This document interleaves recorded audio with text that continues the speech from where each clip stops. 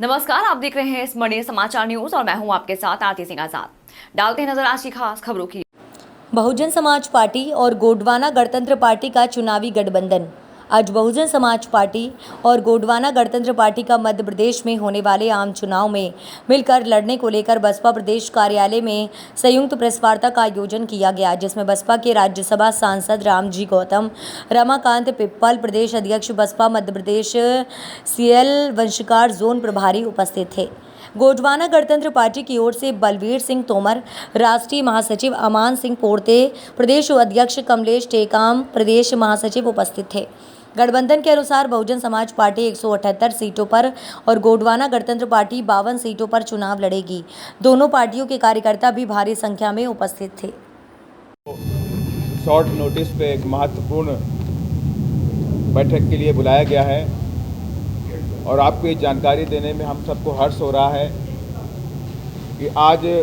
Bahujan Samaj party आज दिनांक 30/9/2023 को बहुजन समाज पार्टी और गोंडवाना गणतंत्र पार्टी का मध्य प्रदेश में होने वाले आम चुनाव में मिलकर लड़ने को लेकर के आज बैठक बुलाई गई है। इसका साफ मतलब है कि ये संयुक्त प्रेस कॉन्फ्रेंस में हम दोनों पार्टियों ने एक घोषणा कर दी है कि आज से बहुजन समाज पार्टी और गोंडवाना गणतंत्र पार्टी का चुनावी गठबंधन हो गया है, जो कि एक प्राकृतिक अलायंस है और 100% एक बड़ी ताकत बन करके बहुजन समाज पार्टी और गोंडवाना गणतंत्र पार्टी प्रदेश के अंदर एक बड़ी ताकत बनकर अपने दम पर सरकार बनाने के लिए प्रयास करेगी। और इसी शॉर्ट नोटिस को लेकर के आप लोगों को इधर बुलाया गया है और जिसमें हमारे और गोंडवाना गणतंत्र पार्टी के बीच में सीटों का बंटवारा भी हो गया है, जिसमें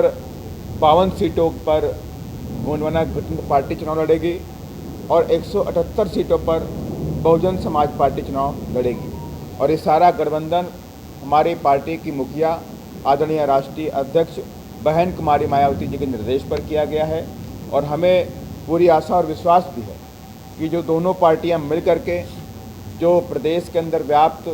भ्रष्टाचार, अत्याचार, जुल्म और जाति, पेपर लीक जैसे मुद्दे और आपने देखा पटवारी लीक जैसे मुद्दे, तमाम नौजवान जो नौकरियों की कमी की वजह से, बेरोजगारी की वजह से तमाम नौजवान आत्महत्याएं कर रहे हैं, चारों तरफ त्राही का माहौल है प्रदेश के अंदर। इन सब चीज़ों को ख़त्म करने में हम दोनों मिलकर बड़ा ही काम करने वाले भी हैं और इसीलिए आप सभी लोगों को बुलाया गया है। और मैं चाहूँगा गोंडवाना गणतंत्र पार्टी के जो राष्ट्रीय महासचिव हैं बलवीर तोमर जी, वो अपनी बात को रखें। गोंडवाना गणतंत्र पार्टी और बहुजन समाज पार्टी के द्वारा जो गठबंधन हम लोगों ने किया है, पूरी निष्ठा और विश्वास के साथ मध्य प्रदेश में आने वाले इसी 2023 में नवंबर-दिसंबर जो विधानसभा चुनाव है, उसमें हम लोग सत्ता तक पहुंचने के लिए SC, ST, OBC, माइनॉरिटी और भी जो सभी धर्म समुदाय के लोग हैं, सभी को एक मुट्ठी में बांध के गोंडवाना गणतंत्र पार्टी और बहुजन समाज पार्टी मिलके मध्य प्रदेश की विधानसभा में इस बार हम लोग सरकार में सम्मिलित हो रहे हैं। सर, एक बात जो देखने में आती है कि आप लोगों के विधायक जीत जाते हैं, बाद में जो सत्ता के साथ जाता है उसके साथ बदल चले जाते हैं, तो फिर ऐसे में इस बार ऐसा ना हो, इसके लिए क्या करें? इस बार हमने काफ़ी प्रयास किए कि हम अपने ज़मीनी कार्यकर्ताओं को खड़ा किया गया है और ज़मीनी कार्यकर्ताओं को हम अधिक से अधिक टिकट देकर के जिताने का प्रयास कर रहे हैं। और दूसरी बात आप सब लोगों को पता भी है कि इस बार जो हमने गठबंधन किया है, ये मात्र सिर्फ चुनावी गठबंधन नहीं है, ये एक प्राकृतिक और नेचुरल गठबंधन है। कि आप सबको ये भी मालूम है कि प्रदेश के अंदर 20% की बड़ी आबादी आदिवासी समाज की है और 17% की बड़ी आदिवासी दलित समाज की भी है और इसके बाद भी सर समाज की एक बड़ी आबादी भी है, जो इन दोनों सरकारों से लंबे अरसे तक पीड़ित रही हैं। और आज प्रदेश की जनता वो चाहती है कोई तीसरा विकल्प उनके सामने उभर के आए, ताकि वो ईमानदारी से काम करके प्रदेश को तरक्की के रास्ते पर लेकर के जाएं। तो इन सब बातों को ध्यान में रख करके हम इस बार सत्ता बनाने के लिए प्रयास में हैं और अगर इनके हमारी सत्ता नहीं बनती है तो बैलेंस ऑफ पावर बन करके सत्ता की चाबी अपने हाथों में लेने का काम करेंगे और 100% उसके बाद हमारा एक भी विधायक पार्टी छोड़ करके नहीं जाने वाला है। सर, 230 विधानसभाओं पर संयुक्त रूप से लड़ेंगे क्या, या कि कुछ रणनीतिक विशेष सीटों पर? नहीं, बिल्कुल नहीं, हम सारी सीटों पर संयुक्त रूप से लड़ रहे हैं और हमारे पार्टी के पदाधिकारी और गोंडवाना गणतंत्र पार्टी के पदाधिकारी हैं वो सब जगह पर जा कर के एक दूसरे पार्टी के प्रत्याशियों को जिताने का भी काम करेंगे, रैलियां भी होंगी और इसके साथ ही हम प्रदेश स्तरीय और जिले स्तरीय 7 कंबाइन संयुक्त बैठकें भी हम जल्दी से जल्दी आयोजित करने जा रहे हैं। आपने कहा कि चाबी सत्ता चाबी आप लेने का प्रयास करेंगे, तो चाबी आपके पास आएगी तो फिर उस समय किस पार्टी समर्थन करेंगे आप? ये देखिए, ये जो निर्णय होगा ये हमारी पार्टी के राष्ट्रीय अध्यक्ष और गोंडवाना पार्टी के जो राष्ट्रीय अध्यक्ष हैं त्रिलोचन महाकाम जी, वो दोनों लोग बैठ करके डिसाइड करेंगे कि हमें आगे की रणनीति क्या करनी है। पहले हमारी पूरी कोशिश होगी कि हम सत्ता अपने हाथों में बनाने का काम करें। हमें पूरा विश्वास भी है कि प्रदेश की जनता तीसरी ताकत को देखने के लिए व्याकुल थी और आज तीसरा प्लेटफॉर्म उनके सामने आ चुका है। और आदरणीय बहन जी का जो काम पूरा देश जानता है कि किस तरह से उत्तर प्रदेश के अंदर माननीय बहन जी 4 बार जब शासन में रहीं तो गुंडागर्दी जो वहाँ पे व्याप्त थी, जुल्म जाति व्याप्त थी, गुंडागर्दी ख़त्म किया, शासन प्रशासन शुरू किया और वहाँ पर सबसे बड़ी लॉ एंड ऑर्डर का राज कायम किया, जंगल राज को ख़त्म किया और प्रदेश को पूरी तरह से विकास के रास्ते पर लेकर के गई, तब जाके उत्तर प्रदेश का उद्धार किया हुआ। अभी रामबाई का टिकट फाइनल नहीं हुआ अभी, क्या 2 सूची आ चुकी है आपकी एक मार्च की नायक मध्य प्रदेश में? मैं मानता हूँ रामबाई आप लोगों के बहुत फेवरेट हैं, जल्दी से जल्दी उनकी भी डिसाइड हो जाएगा। कुछ पार्टी अगर उनको सम्मिलित होना चाहती है तो उनके लिए आपने रास्ता खुला बंद कर दिया आपने? किसके लिए? कुछ पार्टी अगर आपके साथ जुड़ना सबके लिए रास्ते खुले हुए हैं देखिए, और हमारी बात कुछ और पार्टियों से भी हो रही है और जल्द से जल्द